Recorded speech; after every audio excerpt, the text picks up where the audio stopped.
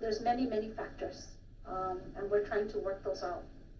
So again, I'd like to keep open dialogue with you all so that, you know, we do it the right way and proceed accordingly. Thank you, Ms. Salas.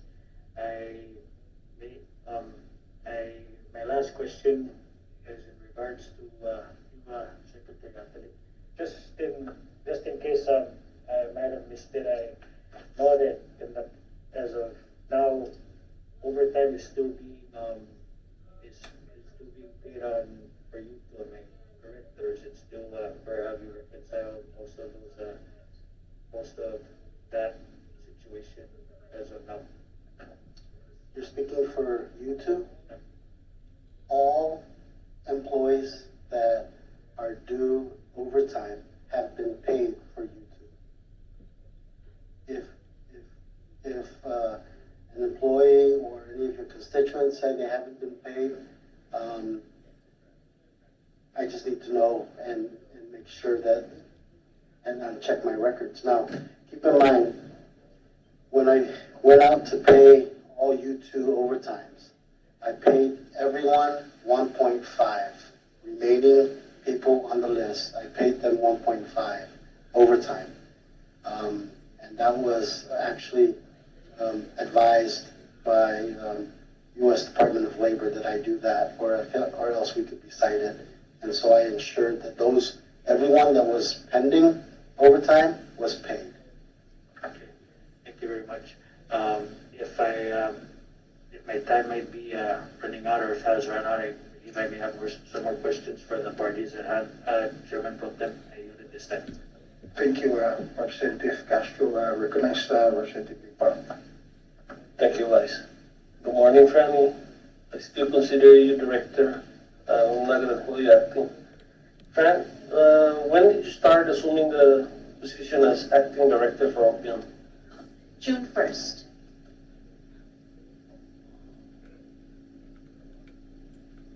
Upon assuming this position, can you illustrate your findings on any concerns of OPM regarding the process of the RIF, for one, and the selection process of the COVID frontliners? Were you ever consulted as to who should be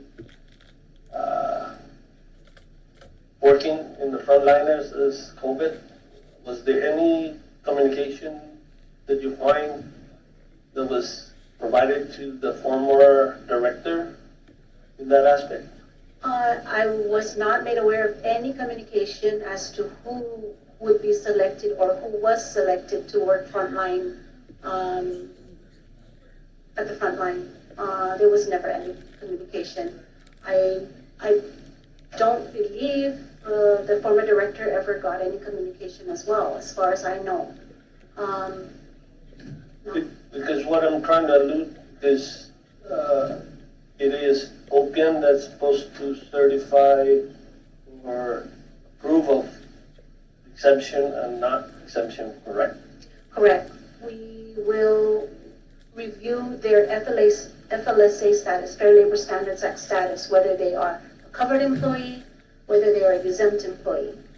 We want to ensure that the covered employees get the 1.5 or above, and the exempt employees should only get paid 1.0. And I'm pretty sure that we certified all the exempt status employees at the 1-to-1 rate. So here's a finding that, and probably just a yes or no. I enjoyed this yes or no kind of concept. I'm going to read this. The Director of Personnel has no authority to waive the overtime exempt status for employees not covered by the Civil Service Commission. Is this correct or no? I've never read that before. I've never seen that. This is our legal counsel. We asked him to review and give us his opinion on this under 1 CMC subsection 2052. Are you familiar with that? No, I am not, but can I read you something from our regulations? Please. The Director of Personnel may approve compensation time or extra payment to an overtime exempt employee at the recommendation of the employer in exceptional situations. Such situations will be considered the exemption and not the rule, and will be limited to declared emergencies and extraordinary work requirements. So are you alluding to CAC subsection 10-20.2-340A5? I am alluding to 120-10-115G. So for civil service employee, I'm talking about civil service employee now. The change in overtime exempt status is required to be documented in a NOPA, Personal Systems Rules and Regulation, as provided, which I alluded to that section. If changes in a job description effectively change an employee's coverage of exemption under the FLSA, a special position, personal action shall be prepared to document such change. Is that correct? Correct. So the list that was provided to the task force, some of it had the previous director's approval of that, and some has your signature. And you base that on what the notice of personal action, right? Correct. And their status, right? Correct. And that gave you that authority to approve, right? Correct? Yes. It does not need to go to the Civil Service Board to approve. I don't believe so. Okay. So I'm going to switch gear. The RIF was open part of the determination for a respective department, because what I'm going to try to allude to is regarding the evaluation process. You're responsible to make sure that notice to proceed, their personal action, all these things, your office is responsible.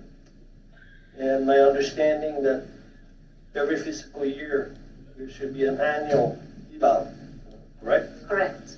When was the last annual eval? Every employee is rated on their anniversary date. So it's done on a yearly basis on the person's anniversary date. So everyone has different anniversary dates. But So is it in practice? yes, it is. Because I'm hearing that some agency and smaller scale agency, they have yet to do those eval. And what I'm trying to look to is, on this eval, are they using this for the consideration for the process of RIF?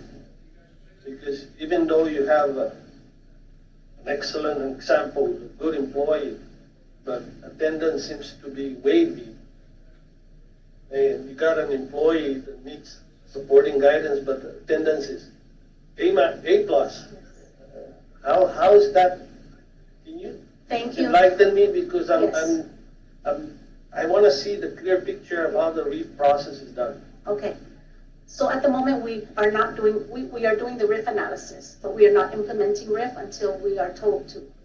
So how the performance rating report works is, and the reason why I say yes, we are doing it now is because our office is issuing on a monthly basis what is called a within grade increase notice. And attached to that is a performance eval. So we send these out to each and every department with the person's name and their anniversary date. And we have sent out numerous memorandums and reminders to these department heads and their supervisors that we expect this back because it needs to go into their file. And I will tell you, Is there a timeline? they should do it before the anniversary date. So Well- we get it out a month prior. I think when I said timeline, I mean your office should say Yeah. Director, Secretary, I'm giving you 15 days. Failure to submit this, consequences will impact your office. Yes, I understand. And we have taken that into consideration because the Senate has also pointed that out to us. But I also want to say for the record that the person that loses out here is the employee because the supervisor is not doing their job. The supervisor's responsibility is to do this performance eval right before their anniversary date is up. Now, if they're too lazy to do it and to properly document what that person's rating really should be, it's the employee that loses out. So again, we have sent out numerous memorandums reminding them of this. And we can continue to do it and just hope that they submit these things. But every day we do get, I'm not going to say all of them, but we get a good number of performance evals back. So, my next question is, does OPM do this audit? And when was the last this audit? I mean, because you're alluding that Yes. supervisors are too lazy. Yes. I'm trying to correlate everything into And perspective. thank you for that. We have been asking for an audit section for many years. I'm going to say that our former director did not feel that it was a priority. I'm sorry he's not here to defend himself, but I recall several times that Ms. Emma Peters, our classification and compensation chief, felt that it was very necessary that we go out and audit, and I agreed with her 100%. But again, every time we brought that to the table, the director felt it was not a priority. So you're So saying. my answer is no. So you're saying it hasn't been done yet? Correct. And absence of a unit to do this. If there was a unit in existence, would that be the responsibility of that unit to be making recommendation to the head of the department and secretary that these are the people that should be riffed? That would be a factor, yes. Because, That would be, you know, when you do this audit, you're trying to find out the person's, the employee's, what is his job description, duties, and then you correlate with their attendance and all Right. the others with the evaluation. it would also very well tell us if there was a duplication in responsibility and whether or not that position is really needed. So So yes, audits are very important. my last question to you. In the current COVID frontliners, are all these employees currently on board? One, or some of them have been furloughed and reinstated back? No, Another? No, they're And- all active employees. The last question, do you think that these employees that were furloughed should be considered to be reinstated, to be part of the COVID frontliners? Because it's not fair that we furlough X amount of employees, good employees. I have to say they're good employees. And not given the opportunity to be asked, are you willing to be part of the frontliner? Support, staff support. Yes, I think that in fairness, they should be considered. yes, I agree. And for the extended list of furlough, some of these employees have obligations. And it's not fair that they're excluded to be part of this COVID task force frontliner staff support. And I think they're capable employees, selected thoroughly to be given that opportunity. I highly seek your assistance. Reach out to the respective task force and look this and show that, because the current employees that are on board, the wear and tear on their part, it's gonna take toll. And not saying they're gonna be negligent, but wear and tear tends to include that failure to do their responsibility, to make sure that they're doing their job while at their location, designated location.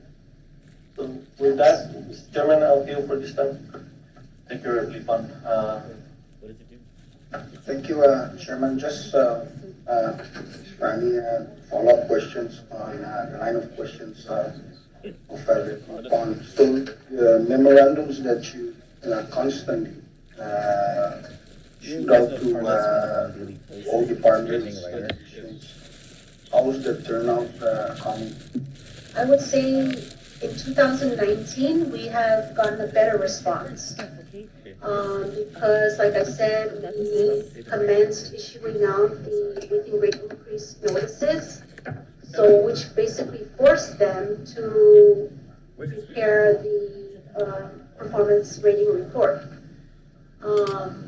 I'm not saying it's perfect, but I think some departments need to take a better look at the responsible person, and OPM also can do their job and just to continue to follow up with their submissions. Thank you for that response. And with regards to furloughs, because you have mentioned that you have provided guidance to every department on the selection process, and how do you consider an employee to be put on the list of furlough? Have you guys ever gotten grievances since the implementation of the furlough to perhaps the OPM or the Civil Service Board?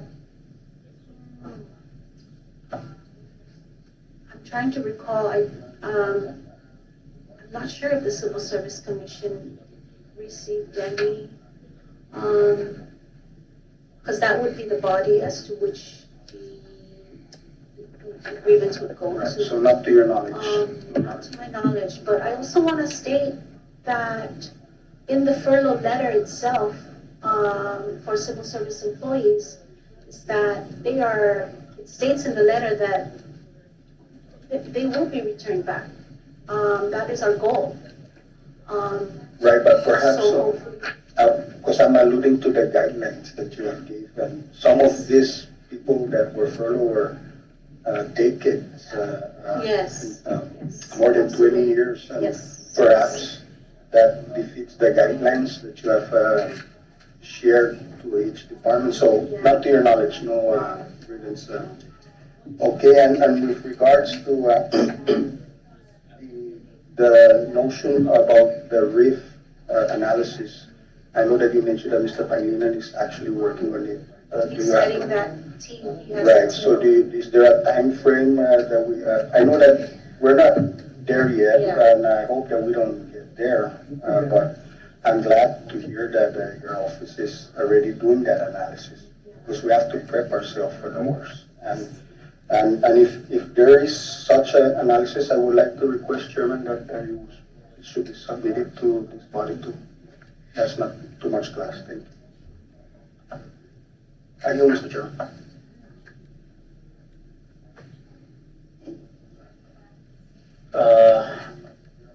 So after you,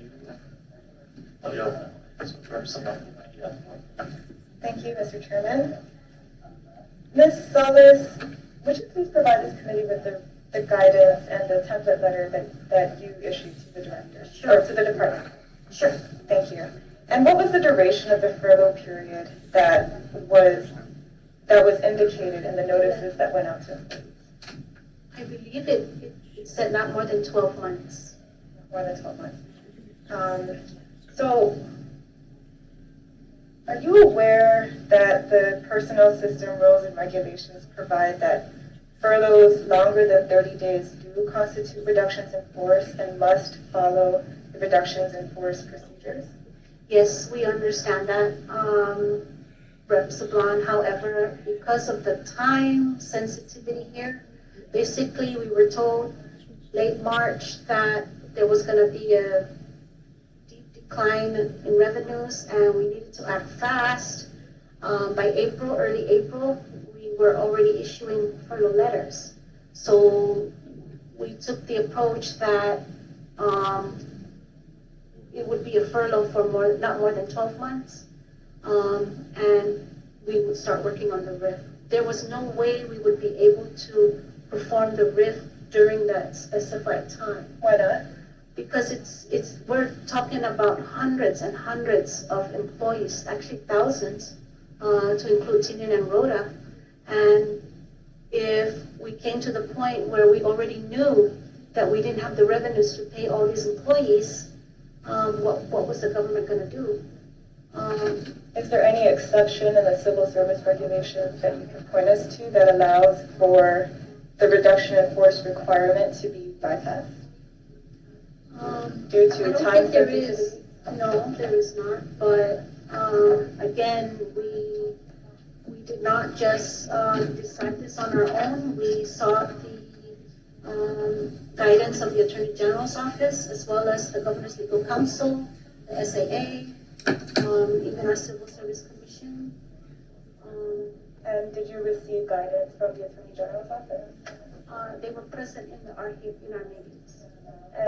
But did they say that you could bypass the reduction in force requirement? I don't think they said it exactly that way, but when we presented the letters, they okayed those letters. They approved. And who is they? The AG himself, Mr. Ed Manipusan, and Deputy Lilian Tenorio. I'm sorry. Because basically also, they had to issue those letters as well to their employees. How many employees were furloughed in all? Over 500. Are you aware that the personnel system rules and regulations require notice to the personnel officer of intention to take such action, reduction in force action, at least 60 days in advance? Yes, we know that. Did any appointing authorities actually provide that 60-day notice? No. And are you familiar with the procedures that are outlined in the personnel system? This is the first time we've ever had to deal with RIF. I don't believe there was ever a time in the government, I could be wrong, but I'm not aware of the government ever having to go through this. You stated furlough. Sure. You stated earlier that you wish that the guidance that had been issued to department heads had been clearer. Could you elaborate on that? What would you have made clearer? Yes, the memo that our former director issued, I wish he would have just inserted a section there as to what was stated in the cabinet member meeting, which was start from the bottom. Start with provisional, probationary, limited term appointees, and then move upwards. Right. And this is the process that is actually spelled out in your regulations as well, correct? Starting from the bottom. So it's first in, last out. Yes. Right.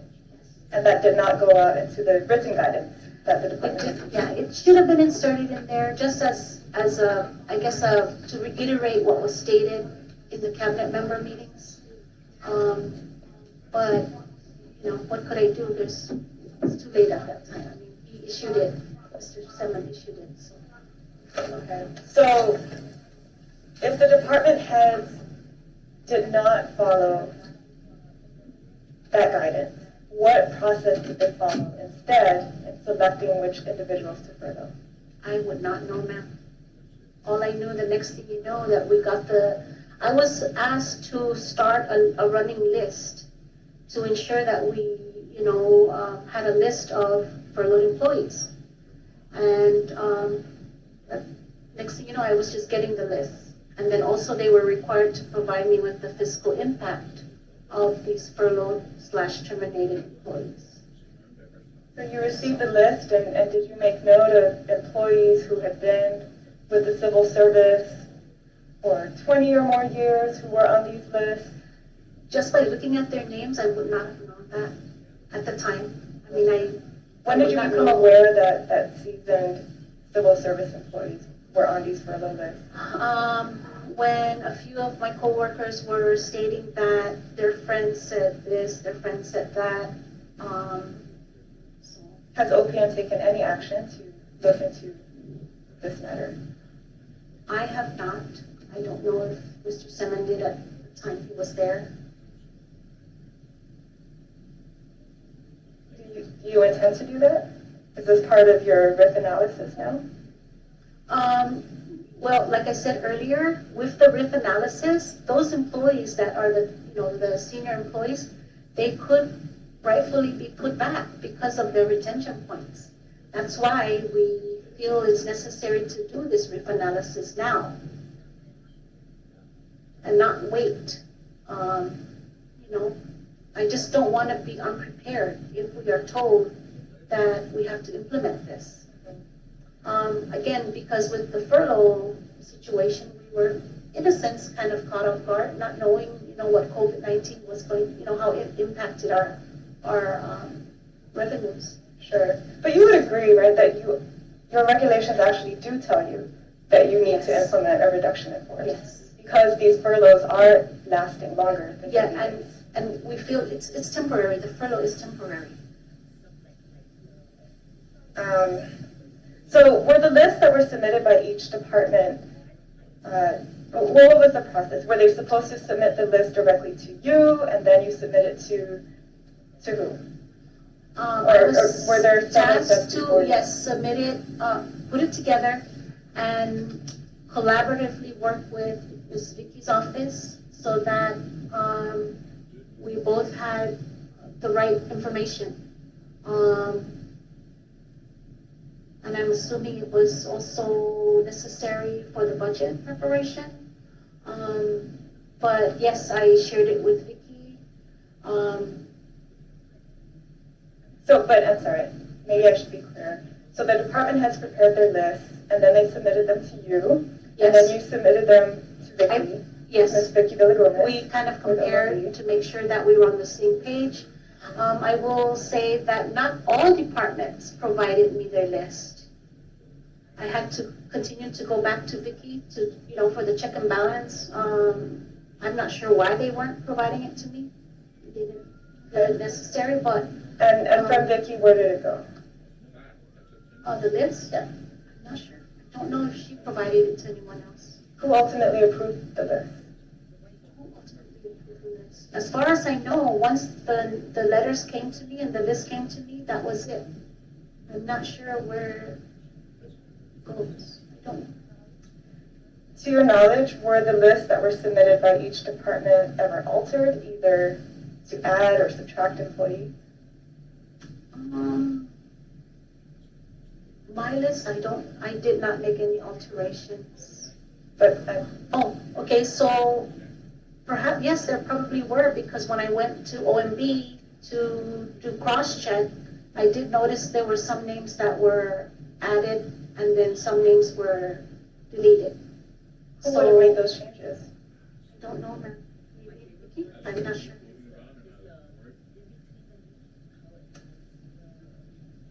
And do you know what basis those changes would have been made on? I do not know. So Ms. Villagomez would know that. I wouldn't know for sure, but she also had a list, so I basically modified my list to match what she had. Because I didn't get any notice from any other department stating that a certain person is being removed or called back or. So Ms. Villagomez had her list, and you had your list, and sometimes the two did not match. Right. And so you made yours match Ms. Yes, Villagomez's list. and at this moment, at this time, even after the furloughs took place, OPM again sent out another memorandum stating and directing all department and activity heads that if you are to recall anyone, you must provide us some kind of approved notice of such, so that we know who to put back on the list. And again, it's all because we need to have an accurate account of who is being furloughed and who is not. The DPS commissioner during the budget hearing stated that he made his furlough decisions based on performance and loyalty. Is that an appropriate standard to use in making furlough decisions? I would say no. I believe it's a appropriate standard. And what standard should have been used? Performance, reliability, Under the civil service regulations? and whether or not they are considered furloughs? essential, What about seniority? Yes, seniority for sure. And to your knowledge, did other department heads or other cabinet members, for that matter, use the standard of performance and loyalty in making their furlough decisions? Not that I'm aware of. I never wasn't included in any conversation of such, nor in any meeting of discussing that. My role was strictly to receive furlough notices and log them in on the list and ensure that we have a fiscal impact amount.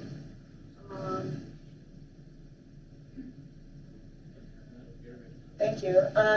Just last couple of questions for you, Ms. Franny. So I wanted to refer you to the part of the civil service regulations that state, is that the right section? So, going to anything longer than 30 days shall constitute reduction in force.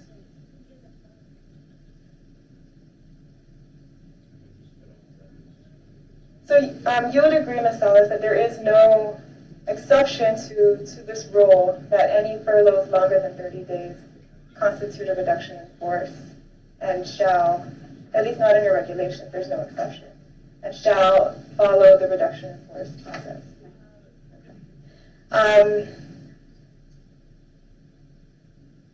Yes.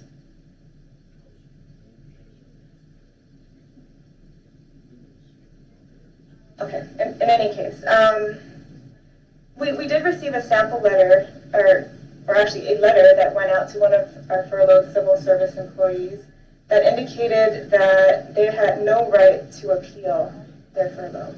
Did all of OPM's template letters advise furloughed employees that they had no rights to appeal? Yes, because it's not considered an adverse action.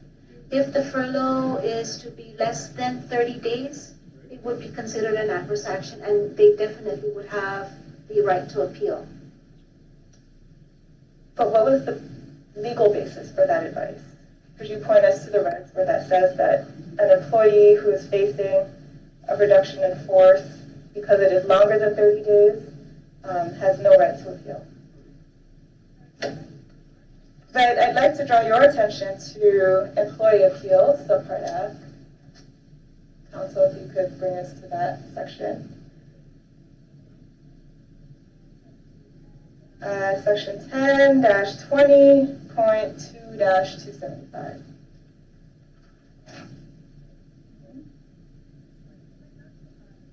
So that does provide an employee of the personnel service to appeal personally and or in writing a decision to take adverse action resulting from reduction in force procedures. Right. So if we do implement the reduction in force, but the regulations establish that any furloughs that are longer than 30 days are reduction in force action and should follow the reduction in force procedure. In which case, the employee should have the right to appeal. You're right. Thank you for establishing that, Ms. Salas. So now that we have agreed that employees should have the rights to appeal, will OPM and the administration take any action to restore the due process rights of our personnel service employees who have been furloughed? perhaps our office should work with the Attorney General's office because they also approved the letter. They gave us the okay to proceed. Do you have an assigned assistant agent? No, we do not. I wish we did. Have you requested that? I believe we have in the past, not just during my... Yeah, I wish that you did too. Yeah. And that seems to be a running pattern in all of our hearings where there have been these legal questions raised, but counsel from the Attorney General's office just doesn't seem to be readily available. Also, I would really like to state that when I heard about the legal opinion that they came out with regarding this YouTube, I called and asked for a copy, and they would not give me one. I even called OPA and asked for the same thing, and they would not give me one. So again, I wish they would include us if they are saying that their opinion states that there's something wrong. Right. Did you request the legal opinion for OPM? For you too, because that was for you too. For you too, or even for the COVID-19 pay that was issued to employees? Yeah, maybe we should. Yeah. I will. Okay. And I'd be happy to give you a copy of the Attorney General's great. opinion if you haven't seen it yet. I have not seen it. Okay. I will do that. Okay. Thank you. I yield, Mr. Chairman. Thank you, Reps. Rep Probst. Because I'm a non-member? It's okay. Thank you, Chairman. Again, thank you, Director Salas and Secretary Atalik for coming in. Director, in April and June, OPM received and approved 3 requests for waivers submitted by the Special Assistant for Homeland Security. There was a request of April 17 for 27 employees, a second request on June 9 for 20 employees, and a third request on June 10 for 6 employees from Tinian and Rhoda. For the record, would you please describe the purpose of these requests for waivers? Well, I don't have that in front of me. I don't have a copy. I wish I would have brought it if I had known. If you have it, okay.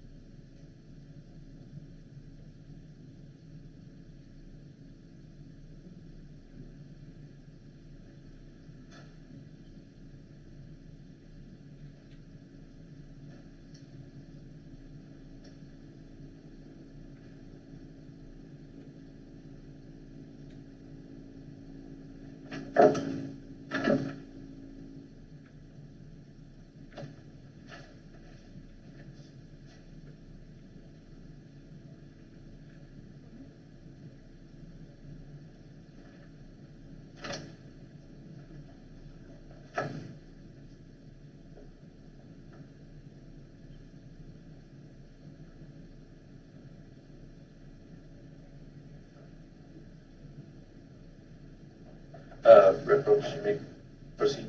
We're running out of time. I'm sorry. Okay, thank you. So, again, for the record, would you please describe the purpose of these requests for waivers? Yes, this is to request exemption waiver for overtime exempt employees for additional compensation. Thank you. And were you one of the persons included for these waivers? Yes. At the time, I was only working 64 hours. I had to come in on Fridays and Saturdays to produce these payment authorizations. And who signed these waivers?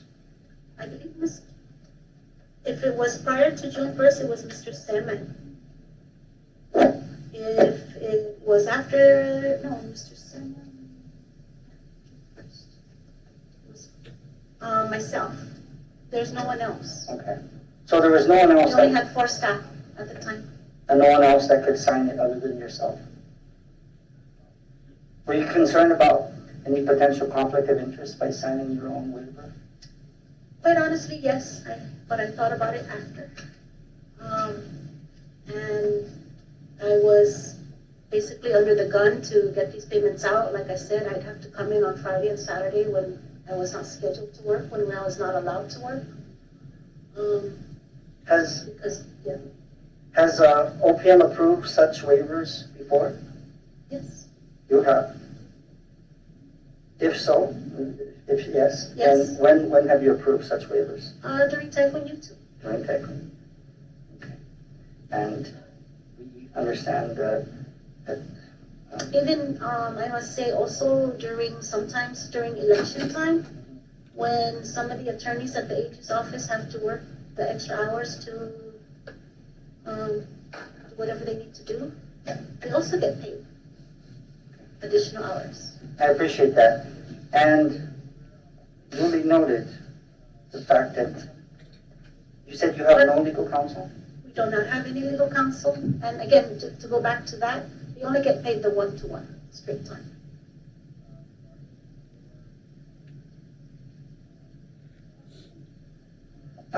Chairman, I yield for now. Thank you. Is there, we still have the Secretary of Finance, is there any other question that members pose to the Ms. Salas before we excuse her? Okay.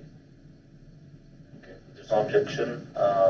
Ms. Salas, thank you for clarifying a lot of the regulations. Should the committee decide to recall, we appreciate you coming back again and to clarify. I know there's some issues with the AG and the OPM, so we're going to clarify those with the statements you have made earlier and seek their guidance, and then we can proceed. Otherwise, you're excused. Thank you, absolutely. And Ms. Reptina, I will get you the template letters that you requested. Thank you. And actually the memos that you mentioned as well, that the written guidance that went out to the clerk. And I will get you that opinion. You want this? Yes, thank you. Short recess while we wait for the Secretary of Finance to return. Thank you.